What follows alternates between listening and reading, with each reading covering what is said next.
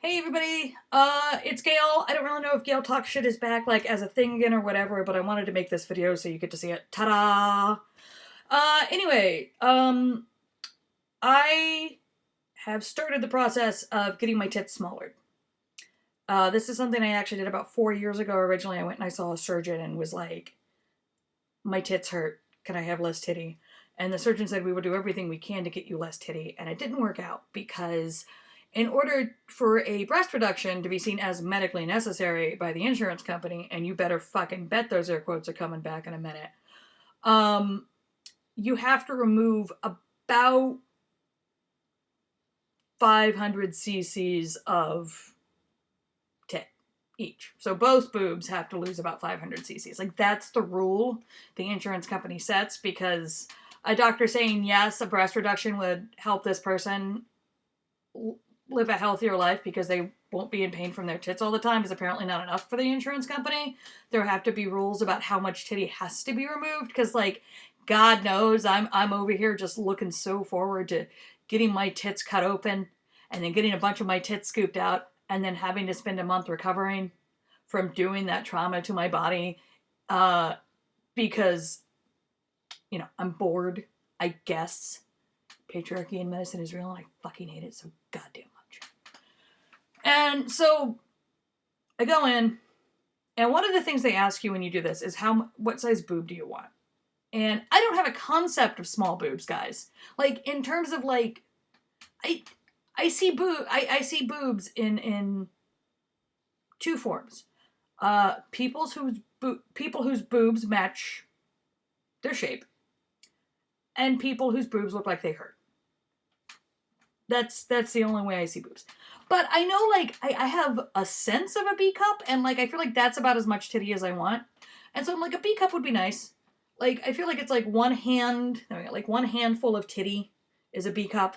And, like, that seems like a good amount of titty, just like a handful. And so I'm like, yeah, I think a B cup. Like, I don't really know what it looks like. And the nurse, love the nurse, goes, I have a B cup. And I went, yeah, those look good. That looks good. That's about the size I was thinking. Awesome. I don't fucking know. So the surgeon comes in and we do all the measurements, because you have to measure, like, how far apart the titties are, how low the titties hang, the fold of the titty. You have to get the volume of the titty, which is a very weird moment because you lift up your boob and then the surgeon wraps a tape measure around it. It's just kind of a weird experience because this is not, you know, even if you get measured for a bra, you don't, like, lift your boob for that. That's around the front and around the band, of course. And, like, so anyway, goes through all of that. Doctor leaves to go find some photos to show me some before and after stuff, which told me that they felt I was a good candidate. They came back, they said, you're a good candidate. The minimum to remove would be like 500 milliliters. And the surgeon said to me, I think we can very safely take 750 milliliters from each breast. And I about went into fucking shock. And then she said, that's about 3 soda cans. And then I went into further shock because then I was just picturing that. And then I realized when I got home that one of my water bottles is 750 milliliters. And milliliters and cubic centimeters are actually the same measurements all the time, because, like, cc's get talked about a lot in boob work. So anyway, this is 750 milliliters. There are 2 of these that we can take off my chest, and I will still have a B cup. This is 2 pounds. Excuse me. This is 2 pounds. We can easily, and I cannot switch off, we can easily remove 4 pounds of titty from my chest and leave me with a B cup. Like, that's fucking insane. Like, I'm a 30 double G. And, like, I know that's huge because I have to carry this on my chest at all times. I can't wear a bra anymore. If I wear a bra for more than a couple of hours, I might get a migraine. Better odds than not. And I have bras that fit me perfectly. Okay, I have a shop that I go to. They can fit me like nobody's business. I have the little silicone pads you wear under your bra straps to help with the pressure. I have long line bras. I have a strapless bra that is the only thing that I can wear if I need to wear a bra for a long period of time because it's the only one that doesn't press on my shoulders.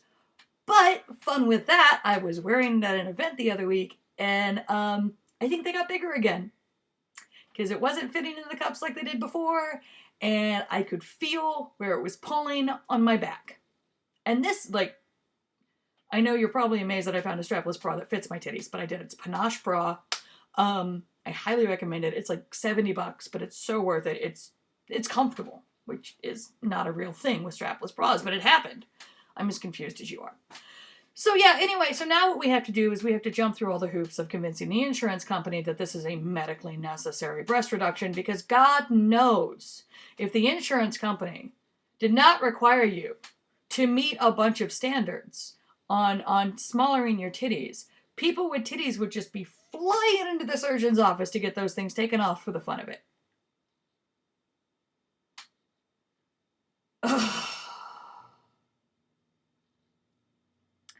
Blue ball the patriarchy, babies. Blue ball the patriarchy. It does not deserve to get fucked. So, now we go through the waiting process. I have actually been to a chiropractor and a massage therapist for pain issues. That was when I had my endo, but we were working very much on my back and specifically my upper back and my neck a lot. And so there's proof that there's been a pain problem. Now, the thing is, insurance companies like to see that, it's more recent. The fact that I did it a few years ago might not be good enough. Even though I had to stop doing it because I was unemployed for 18 months and I didn't have the financial ability to do things like go to the massage therapist. I had to fucking deal with it. Like, bunches of people do all the fucking time. But, again, not good enough. So we're getting those records. They're going to submit to the insurance company. Hopefully they won't fuck me off on this, but there's a backup plan if they do fuck me off on this. And we'll see where it goes from here. But just, like, I'm still just a mess for how much my chest has been impacting everything and how much I can feel it impacting things now. And just, like, I'm ready to have them gone. Just get rid of them and just, I don't know what I'm going to do except have to buy a lot of new pieces of clothing. Once I'm at a boob size where they're just kind of there and not, like, I'm hitting them with my arms right now as I'm talking to you because they stick out so far from my body. Like, I don't know what I'm going to do when I cross my arms and I don't have to lift all this weight up to get my arms where I want them. Like, it's just, I don't know. But that's phase one. Phase one is complete. Sorry, I'm still just stuck on, like, oh, well, it's got to be medically necessary. We wouldn't want you jumping into this just for the fun of it. Like, do you know what they do at a fucking breast reduction? They slice they open you up like a fucking flower. And then they go in there and they, like, burn your tissue, the fat off your tits.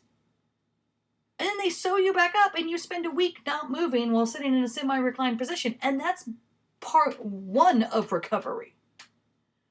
Like, it's a whole thing. I won't go into details. I don't want anybody getting freaked out about it. But, like, just fuck it. Fuck it so hard that, like, why would I do this if it wasn't the only option I had to relieve the pain that I'm in? Why would anyone? All right, ran over. I'm gonna go and, I don't know, do something. I'll see you guys later. Bye.